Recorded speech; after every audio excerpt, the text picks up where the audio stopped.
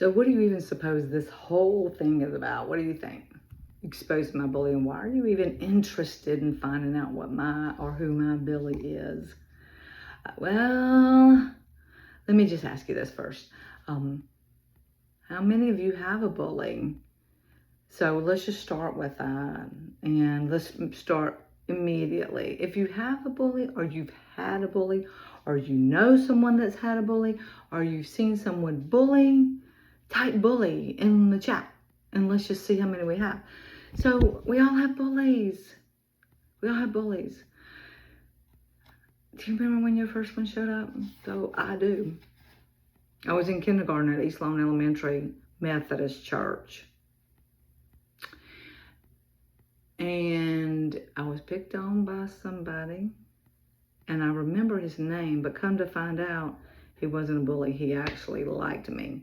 So Marty Pygott, if you're listening out there, 60-something years later, I still remember your name. But really, the thing is, we all have bullies. And bullies exist, and they're always going to exist. And they're going to exist until the day life doesn't exist. So the fact is that bullies exist, right? So the bigger question I want to ask is, what do we do about them? What do we do about these bullies? We have to know what they do in order to do about them. Well, it's the same strategy, but let me tell you why I'm talking about this. My bully has bullied me long enough and has told me enough of me not pushing forward with one of my passions that I'm standing up to her tonight. So we'll get to that in a minute. But let me ask you something. Let's say you're starting a new project, you're laying awake at night, 2 o'clock in the morning, and things start coming and you go, oh, I really need to do that. Could I do that? Maybe I should volunteer for something like that. Or, oh, I just know I want to do something either artsy or crafty, something to bring some joy to my life, right? So you decide to say something to someone out loud, and then you have a bully come in at you. What about this? Here's something that happened to me. It's crazy. And it's kind of why I'm rebelling against some stuff right now. So I started a job a few years ago, and it's a professional job. If I told you what I did and who I worked for, it's professional. Not that I would work for anything less. But I came in dressed in nice pants, a nice shirt, corporate attire. And I had a coworker on day 2, maybe, says, you're overdressed. You don't need to dress that nice, honey. And I'm thinking, what? But I let her dictate pretty much how I dress now. And that's ridiculous, okay? But I'm still kind of in that rebellious stage. Okay, you're going to tell me not to dress corporate, then I'm going to dress down as much as I can, which is not appropriate. It's probably not a good example to use in case anybody's watching from my previous jobs. But what I'm trying to talk to you today is we have bullies that come from the outside. But the bully that I'm really talking about today, are you ready for this? Come on, y'all know already. How many in the chat know what I'm talking about already? So there's a group of women that I've already spoken to about this in February. And I exposed my bully then, really for the first time in a group of people. This is the first time live. And what I'm talking about is, you ready? The bully within. Wait. Michelle, we ain't got no bully within. Oh, well, I beg to differ. It's the one that says, you're not good enough. It's the voice that's not going to listen to you. It's the voice that keeps saying, I don't think you should do that because you're going to make a fool of yourself, okay? So before I tell you who my bully is, and there is an origin to how I got my bully, But that is for another day, maybe in the near future. But I am looking at my notes because it's the first time I've ever done anything live on camera. So you gotta bear with me. So one of the things that I want you to think about is, do you have an internal bully? And do you know what that means?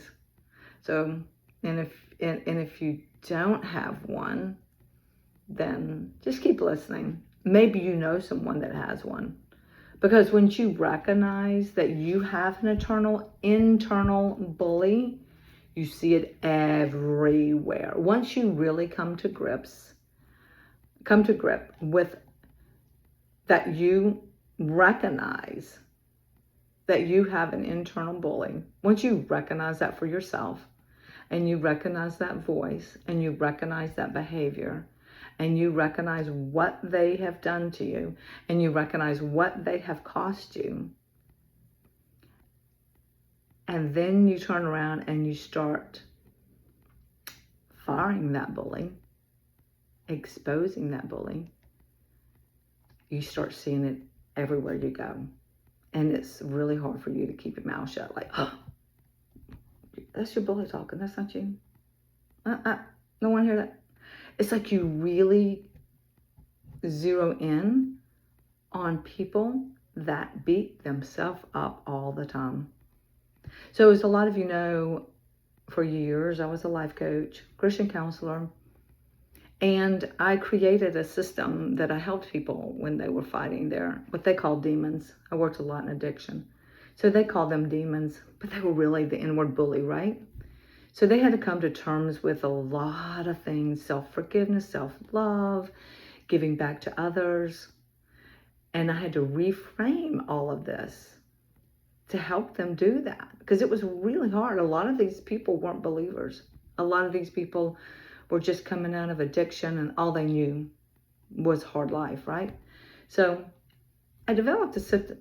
Well, let me back up. God and I, not me, God and I developed a system. And I always knew I had an internal bully, but I didn't really give it a name until, I've given it several names. But I've always dealt with the internal bully and keeping it at bay. Several years ago, I quit working with that bully, and I've pretty much allowed that bully to take over my life. Hence, tonight, I am exposing that bully. And when doing so, I'm going to present to you a few little lessons and see if it helps you whatsoever. One of the things we need to do is look at the anatomy of a bully. So let's look at some behaviors they do. And I bet you can guess some for yourself. Why don't you do me a favor and maybe put some things that a bully, like what kind of behaviors or characteristics they have. Okay, I know I'm going to get to the names soon. So let me tell you how the bully disguises herself within you. You ready? So number one, she's a thief. Oh man, can she steal? What do you think she steals? What's a thief steal? What's an internal thief steal?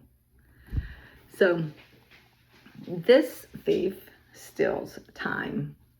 And let me tell you, I've allowed my bully to steal a lot of time from me. She drops a heavy anchor of overthinking so much that you never leave the harbor or start a passion project that you want. Soon you're going to hear about all this last 10 years of that bully controlling me. And within the last 9 months or so, it's not controlling anymore. She steals your time with doom scrolling. How many of y'all know what that is? How many people have a 13-year-old or 12-year-old or 10-year-old and they can tell you what doom scrolling is all about? I bet you even do it. But how much time do you spend doing it? She steals your time by making you think that managing time and goals is really of no use because they are going to amount to nothing. So this was a big one for me. Oh man, she was stealing that from me for years. She steals gifts. Okay, let's talk about that. How does she steal a gift? Well, you have a treasure box that's the bottom of the sea, okay? And you got to dive deep and open the treasure box. Put your fingers in there. Look to see what comes out. And when you do that and you find out what your true calling is and your true north and your Voyager's voice, it's game-changing. But she will steal that from you if you do not watch. She steals your peace. She tends to create these really high seas of storm of anxiety where there's really a calm heart. Oh, and she'll create trauma drama. How many of y'all know what that is? Oh man, do I live with that. Trauma drama. And not only will she create it, but she will use it against you. So if you don't know what trauma drama is, let's put it in real life terms. You cannot live without the drama. So you create it yourself. And that happens to create trauma for other people and then drama for everybody. And then we have this big mess on our hands that could have been completely avoided. But she does that. She gets and twists, makes tornadoes in your head.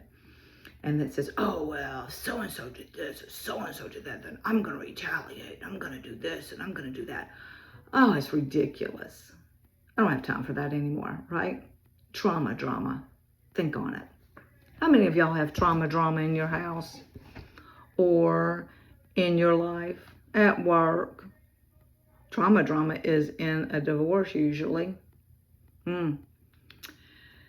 So she's a thief. But the next thing is, okay, who can relate to that? Anybody can relate to any of those? Okay, let's look at this next one. Ready? This bully is a liar, and that's really from the get-go. So this is what she's going to do. She's going to pretend to tell you it's your gut instinct to worry, to be concerned. Okay, she's going to tell you the lie. It is okay to worry. That goes against all of God's teaching. He says, be anxious for, finish the sentence. But she creates a gut instinct in us that says, oh, what's going to happen if I drive out on 95 and all of a sudden I get hit by an 18-wheeler? She uses what ifs a lot. But there's a strategy for that too. She can tend to predict when a shipwreck's going to happen, even before it happens. So, I'm from South Mississippi, grew up in South Florida. Moved to South Florida, been in Florida, been around hurricanes my whole life, right? Hurricanes used to be my bully because I was taught to be afraid of hurricanes. And that went back to Camille when I was a little child and my dad left us and he worked at the shipyard where it got destroyed. And he said after that he'd never leave us again and he would be getting out of hurricane season. Now, there's nothing wrong with leaving for a hurricane. But what I'm trying to tell you is your bully will tell you that some things are a whole lot worse than what they are. So a lot of times they'll send out all kinds of bells and whistles and says, oh, everybody go to the store and we're gonna be out of water. We're gonna be out of toilet paper. Remember the toilet paper shortage? Come on now. Was that fear-based or what? That was somebody's bullying other people's bully. They lie. Here's the one thing I really want you to think about when she lies and what she hides. She pretends to be you. She pretends to be your own thoughts. So here's how she does that. She lies about your identity. So she will take I am statements and twist and turn them. You ready? I'm a failure. I suck at being a mother. I'm not even going to try. So any of y'all that have been with me through the course of social media when it first started, y'all know I used to paint on coconuts, sold a ton of them. They sucked. But y'all were so patient and so kind and so gentle with me. You just thought it was the coolest thing. But my little bully said, we ain't gonna do that. You're never gonna be an artist. Okay, well, maybe not. But you're not gonna tell me not to try. You're not gonna tell me not to have fun trying. And you're definitely not gonna tell me how to do things, right? So yeah, she lies. And those of you that have been with me and my friend Mandy Mackey, even before the coconuts, when we made the Moo Moo dolls, those things were so ugly they were cute. And you want to talk about getting bullied? We were bullied. But I want you to know something, and if you don't know that story, I'll explain all that stuff later. Do you know we made probably close to 300 or more Moo Moo dolls for women that were going through cancer? Do you know how many people, women, family members that called us and said they couldn't believe how incredible these dolls were and brought comfort to these older women that didn't know what else to do, but they held on to those Moo Moo dolls because they were prayed over, scriptures were put in there, a poem was written for them, a special bandana was given to them, and the bully would not. It shut us down. I'm going to be honest with you. It shut us down. So she's a liar. She's a saboteur, which is what she was doing with the Moo Moo dolls. She'll take something, and she won't fight you directly, but what she does is she tricks you into steering the wrong way. So let's say you're going on vacation, or let's do this, because everything I talk about is nautical. We're on a boat, and we're out at sea, and we're heading to the shore, and your bully, my bully, will tell me, go left, but I know the shore's right. I know that. But she'll tell you go left. And you're warring with yourself while you're out at sea, trying to get home. And you're going, do I go left or go right? Do I go left or go right? She makes you think. And then she draws those dotted lines a different way and says, go this way. So that actually happened to me in the 9th grade, 10th grade, I think it was. Yeah, that's another story for another day. I got lots of stories. We're going to talk about them. She gives you fake coordinates. So she gives you these fake coordinates that tells you, okay, I'm going to start a project, but I'm only going to do it just for one person, me. So you never get to shine anything else. Or I'm going to do something as a volunteer, and she'll give you a fake coordinate, and she goes, you don't belong with that group. When your heart and passion belongs with people helping the homeless. She'll give you another fake coordinate of maybe the friends you're hanging around are not the best for you. She'll give you that fake coordinate and says, oh, she did that to me. In the course of all this time, I was around some people I should never have been around. And I had to shut that bully down. And when I realized, what am I doing? I said, that was it. Shut that relationship down. I've had to do that several times. Shut that relationship down.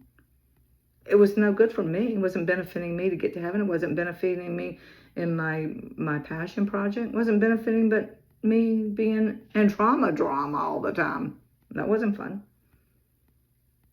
She also, here's another thing. This one I bet all of you can relate to if you're over the age of 40 and have kids. She keeps you drained of energy. She keeps your engine sounding like it's going to stop while you're out on the high seas. She will take your mojo away. Now, here's one of the biggest things. It's her superpower. And she's got it. And if we don't acknowledge it, things aren't going to change. So here's her superpower. She's a shadow. And she stays completely hidden. She doesn't want you to see her. She doesn't want you to know you're there.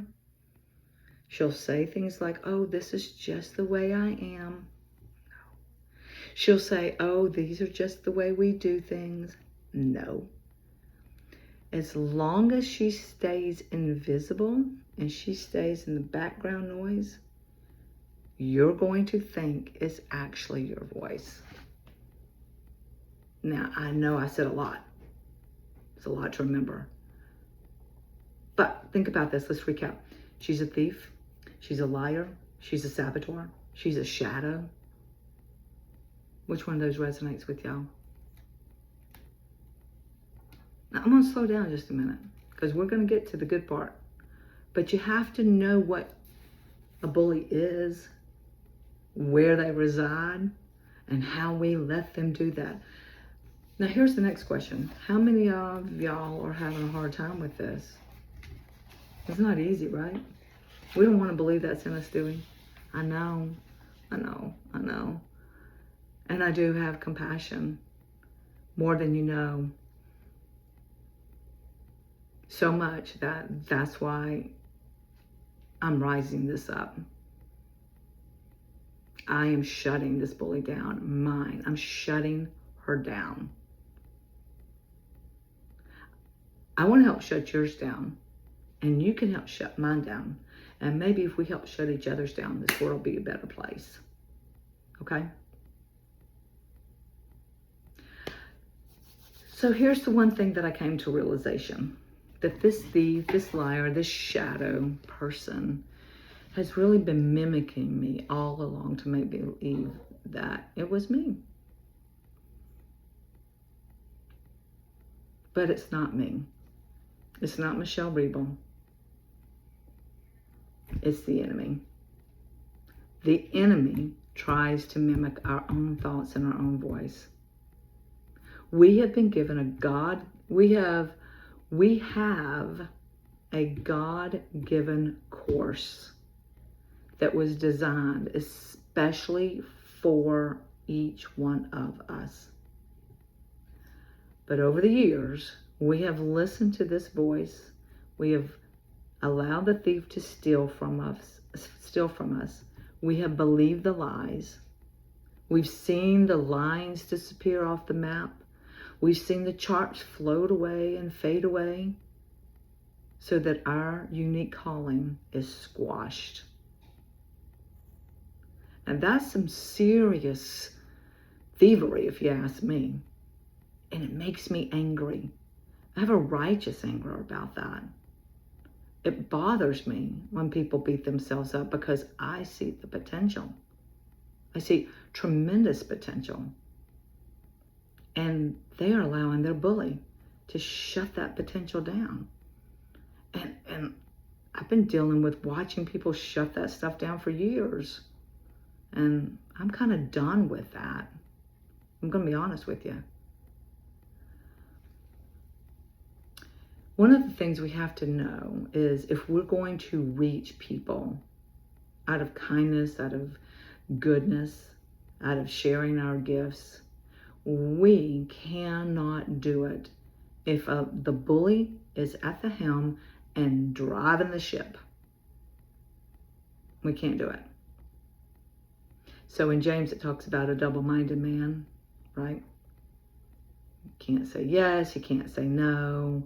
The rudder goes this way, the mouth goes that way, the bridle goes this way, right? That's the bully. That's the bully. When I was a little kid, I had a couple of traumatic things happen to me. And they'll be exposed when the time's right. But in my head, even as a little kid, I said, you're not going to play with me like that.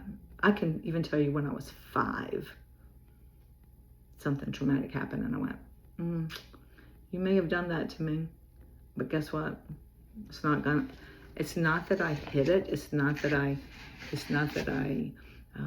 kept it in the recesses of my brain. Is I learned quickly how to take that voice and flip it and say, this is going to be used for God's glory one day. And I know y'all think I'm crazy, but that's okay. And that's happened repeatedly throughout the years. And so my mom, my dad, my friends, people that I grew up with, people that I know today. Well, back in the day, I used to be called Miss Pollyanna.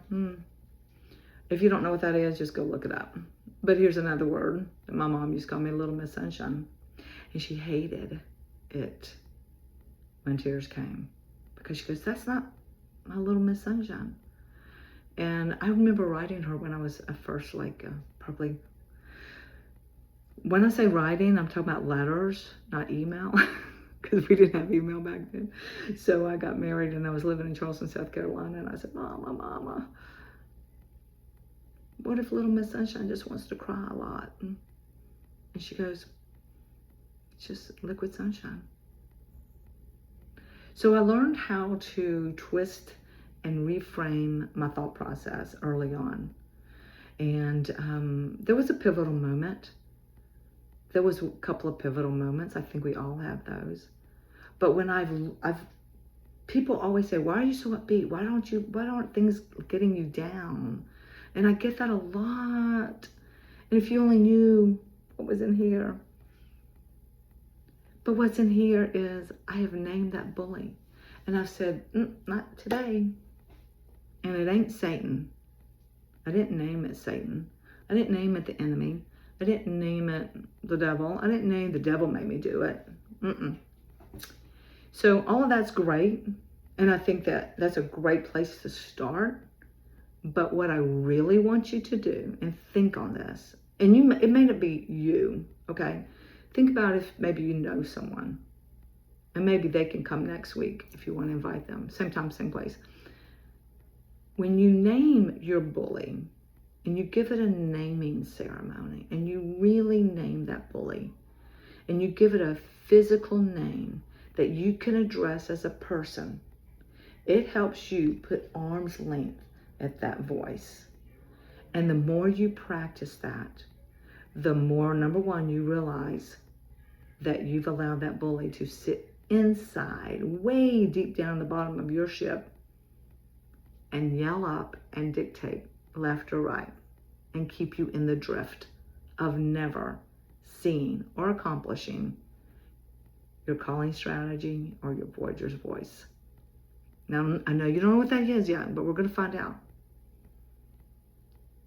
But you've got to name your bully in order to be the best person you can possibly be to yourself and everybody around you. Now, I've had a few names over the past few years that I've kept to myself. But recently, I've gone through this amazing mentoring course, and I'm still in it. And because of the workload that I'm doing, all of this has come up. All of this that I'm talking to you right now has been hidden way down deep in the bellies of the hull. And when I started working through all this and started realizing that I was listening to the bully within, I said, that's it. We got to stop. Here's her name. Stacy the Stowaway. Now, I don't know a Stacy, so if your name's Stacy, don't get upset, don't get offended. But I'm letting you know that is my name for my bully. Stacy the Stowaway.